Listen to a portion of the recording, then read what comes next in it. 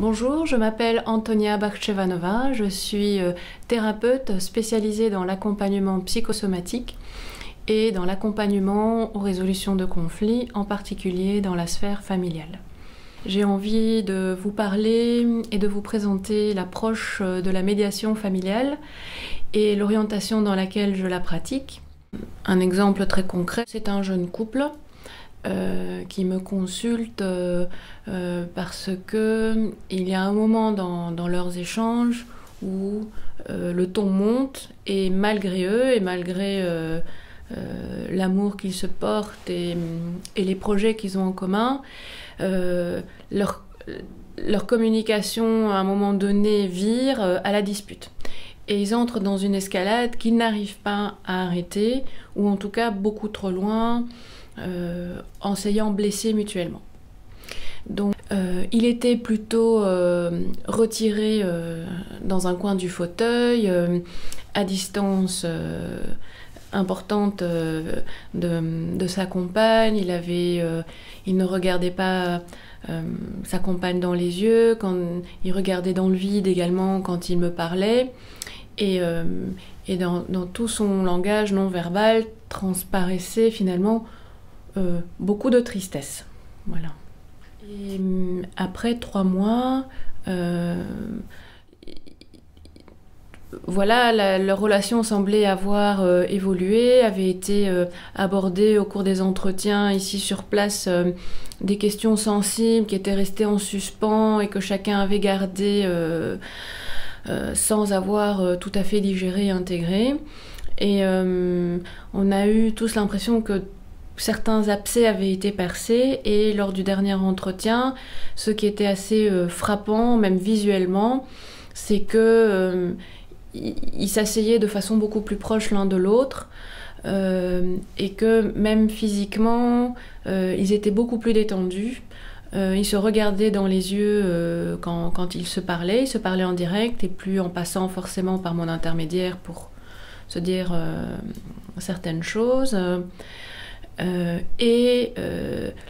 fréquence et l'intensité des disputes avaient très grandement diminué, de façon très significative pour eux. Leur confort de vie au quotidien s'était apparemment grandement amélioré, puisqu'ils ne vivaient plus dans la crainte de ces explosions. Et ce qu'ils semblaient dire tous les deux, c'est qu'ils avaient retiré de ces entretiens des outils concrets à utiliser quand la tension s'amorçait entre eux, pour ne pas entrer dans l'escalade et pour trouver des modes justement alternatifs pour gérer la tension de départ et aborder les questions sensibles sans se faire mal. Le but premier pour lequel ces rencontres ont lieu, c'est de trouver des solutions à des désaccords sur des questions très concrètes. Donc, dans le cas d'une séparation, ça peut être l'hébergement, la pension alimentaire. Le sujet principal d'une médiation peut également porter, par exemple, sur la relation avec les grands-parents respectifs de parents séparés. Ou même au-delà de la séparation, on peut tout à fait imaginer un couple qui fonctionne, et qui fonctionne d'ailleurs assez bien, mais qui trouve par exemple un point d'achoppement parce que, par exemple, madame se voit offrir un contrat très intéressant à l'étranger et monsieur a déjà investi pas mal d'années dans sa carrière en Belgique, et donc il s'agit d'effectuer un choix qui va effectivement avoir un impact sur la vie de tous les membres de la famille. Dès le premier entretien, je fixe des règles de fonctionnement et de communication. Très régulièrement, je m'assure avec chacune d'elles qu'elles se sentent dans leur zone de confort et de sécurité, pour petit à petit baisser les armes et commencer à parler et à mettre sur le tapis ce qui réellement les touche et compte à leurs yeux. Il faut que chacun se sente absolument sécurisé, respecté et reconnu. Et c'est dans mon interaction avec chacune des parties et avec les règles de base que j'instaure au départ et par rapport auxquelles j'interviens, quand par exemple lever le ton, tenir des propos dévalorisants, insinuants, des choses sans pouvoir les exprimer clairement, amenant de la confusion, amenant le doute.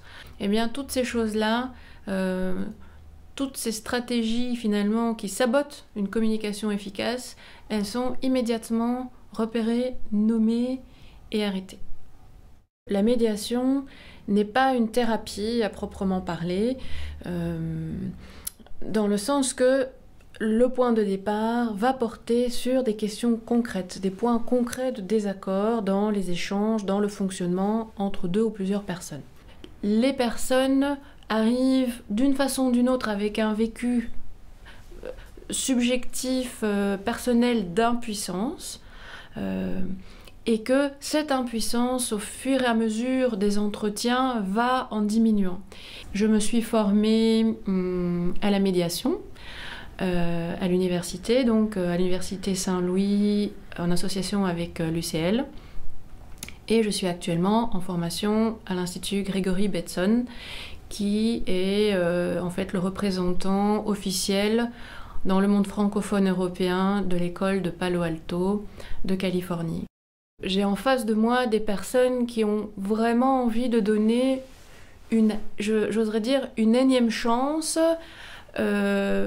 à améliorer leur relation avec une personne qui, d'une façon ou d'une autre, leur est chère, soit quelqu'un de leur famille. Ça peut être même parfois des ex-époux, des ex-conjoints qui sont séparés même depuis un certain temps, mais du fait, par exemple, qu'ils ont des enfants ensemble ou qu'ils travaillent dans la même sphère professionnelle, se rendent compte qu'ils ont tout intérêt à améliorer la relation entre eux, à la préserver, à l'apaiser.